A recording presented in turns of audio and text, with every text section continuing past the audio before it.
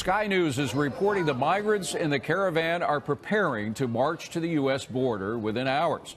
And they plan to beg and plead for asylum and mercy. So what is the White House plan on all this? Brian Yennis is live in West Palm Beach near the president's Mar-a-Lago residence. Hi, Brian.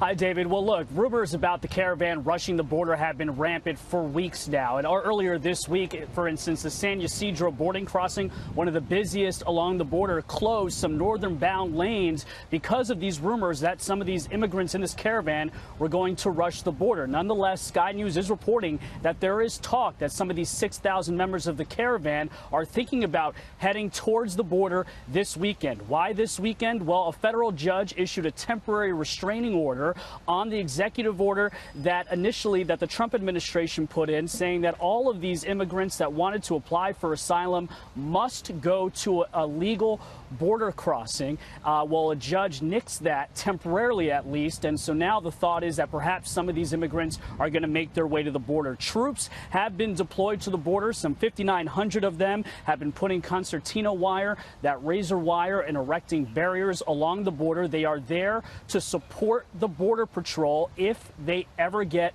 overwhelmed. In fact, the chief of staff for the White House, John Kelly, authorized lethal force for these troops to use it if they need it. In the memo saying, quote, a show or use of force, including lethal force where necessary, crowd control, temporary detention, and cursory search. The memo went on to say the deployed military personnel shall not, without further direction from you, conduct traditional civilian law enforcement activities such as arrest, search, and seizure in connection with the enforcement of the laws. So General Jim Mattis explained that these troops, they are not armed. They are here at the border. They're putting down the wire, and they are not actually even supposed to make any arrests. If they do detain an immigrant, they are to hand over that immigrant over to local police so that they do not violate federal law. Earlier this week on Thanksgiving Day, President Trump said that he is actually willing to shut down the entire border if this caravan situation doesn't get handled quickly.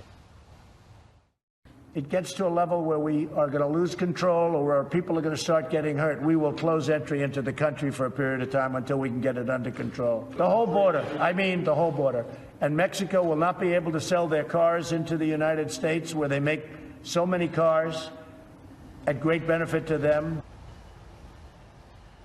The mayor of Tijuana, where the majority of the caravan is right now, more than 5,000 people, many of them women and children, saying that they're fleeing poverty and violence, are in Tijuana. And the mayor there has declared a humanitarian crisis, saying they just can't they don't know what to do with all of these folks. And frankly, David, they could be there for months, given the lines that are at these border crossings and the asylum process. It could be months, and these people don't have anywhere to go. They can't go back to Honduras, and they're not allowed to come into the United States. So that is why the Tijuana mayor is concerned. And finally, David, all of this has prompted the president to say he's willing to perhaps shut down the government if they don't give him that $5 billion that he's been asking for that border wall. We've heard him make this threat multiple times this year. We'll see if it comes through. Brian Yennis in Florida with the president. Brian, thank you very much.